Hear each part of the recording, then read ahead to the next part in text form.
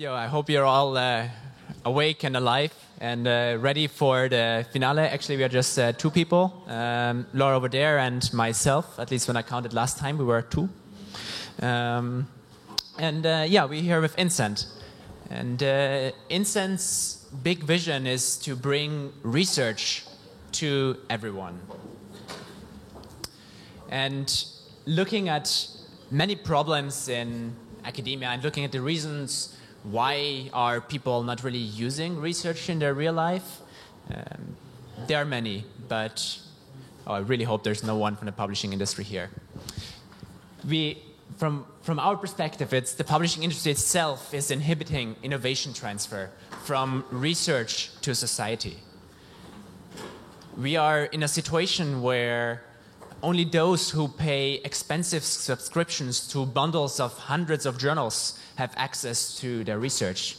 The situation is actually so obscure that researchers sometimes cannot even access their own papers if their university doesn't prolong the subscription to that journal. They cannot even access their own work anymore. And this, of course, is reflected in the whole society. And then also when we look at the tools that are being used to look at research, we have things like Thomson Reuters, Web of Knowledge. You also need a subscription for that. We have Scopus, we have JSTOR, we have so many of those archaic solutions which are of pure lexical output. Even Google Scholar.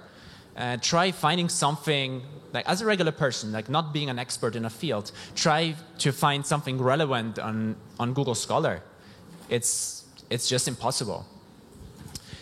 And this is why we set out with many researchers who are supporting us. You cannot see here, many of them have really beautiful Irish names. No one knows how to pronounce except Irish people. And we want to change something about this. And there is a big movement. There's the open access movement, the open science movement. There's researchers doing outreach, people producing great content, great videos, writing great blogs about the research that they are doing at the moment. And together, we have worked on Incent. Incent is a platform where people can bring together all the content that they love. A researcher can, with very few clicks, collect all the content from YouTube, Vimeo, TED, SoundCloud, SlideShare, soon also Slides Live. I promise that. And you have a very visual interface to all your research. We connect your research papers with lighter content that makes it much more accessible, much more understandable to everyone. And this is the key element that we target. The technical prerequisites are increasingly here with the open access movement, with open science, with outreach. But we need a visual interface where people can actually explore this amazing content, and where this content where so much text money is being produced actually becomes relevant in people's lives. But Incent is not just a solution for academics. It is, when I find something here, I have the profile of Dan Ariely. He produces amazing talks. One that I really had to watch was about procrastination before this talk. So I can take this content and I put it in my own profile.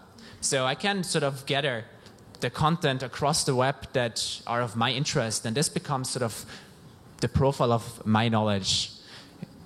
We have a visual illustration of my interests, of my expertise through time. I can engage over content, I can recommend it to friends. Like, this research becomes just so much more alive to all of us.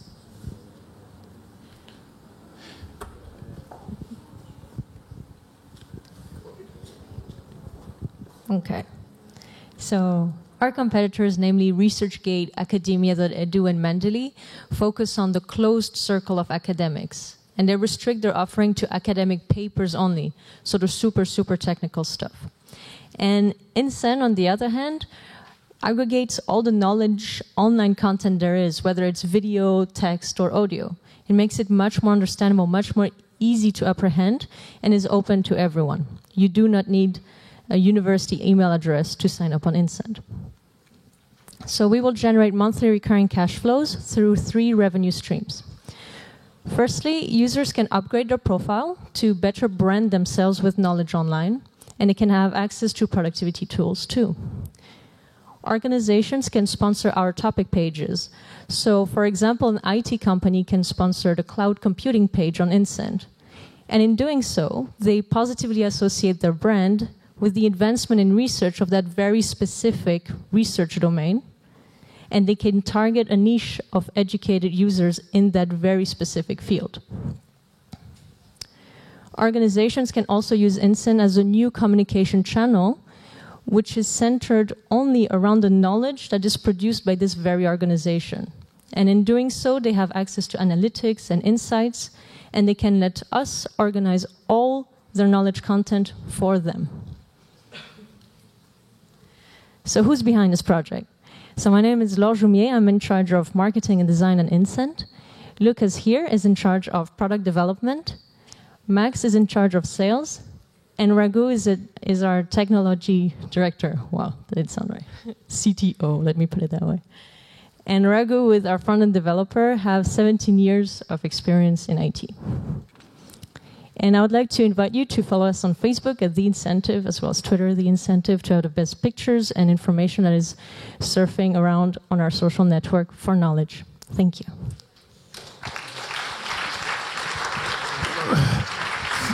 Thank you very much. Just to, before we come to the question, if you wonder at what state we are in private beta right now. We have a couple of 100 researchers with whom we work together. We're launching 3 pilots over the next few months. We're looking for many researchers who would like to give the product a try, who want to give us feedback, and also with whom we can work to make this product the place for outreach and science communication in the world. Thank you. Thank you very much. This is great. There are 2 questions which I will take. 1, 2.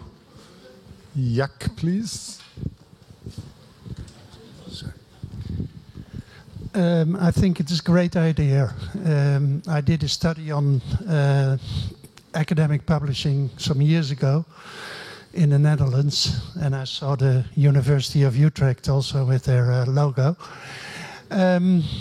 And then basically the feeling from the university policymakers was, we are not interested.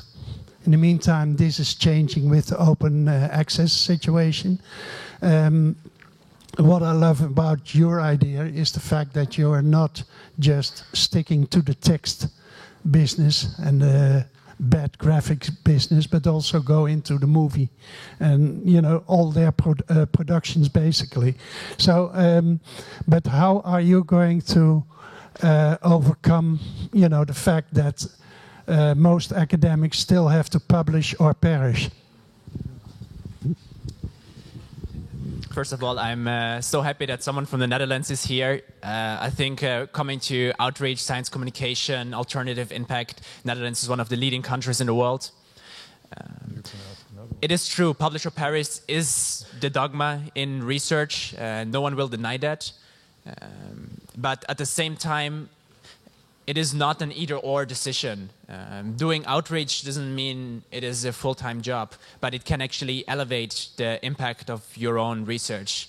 I think there's a couple of studies showing that if you have, especially if you have mass media attention with your research, that greatly boosts the likelihood of your papers picking up any citations. So it certainly doesn't hurt, but it's something where awareness needs to be built, and also where institutions need to award for outreach that's being done.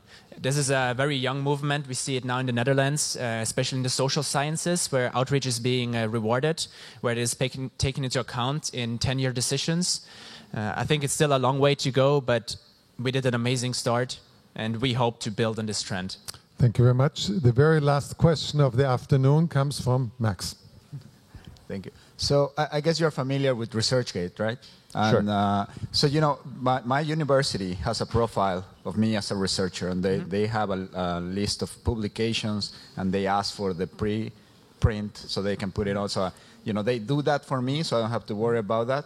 But then, once I had to create LinkedIn, and you can also put your papers there, and I had to do it on ResearchGate. So this, why will I, the researcher go there when you have limited amount of time to be spending on updating another site where, these things can be placed? Sure. So just quickly, what we have done now, we have integrated Microsoft Academic Search. I got the feeling during this conference that I should mention the word Microsoft. But we're also working, so with this we have access to around 38 million academic papers. We're now integrating with Mendeley. When you sign up, actually not so unusual, we will crawl those APIs for any of your content, so you just need to confirm. We can actually, with Microsoft, it's very easy, we can link it to your Microsoft ID.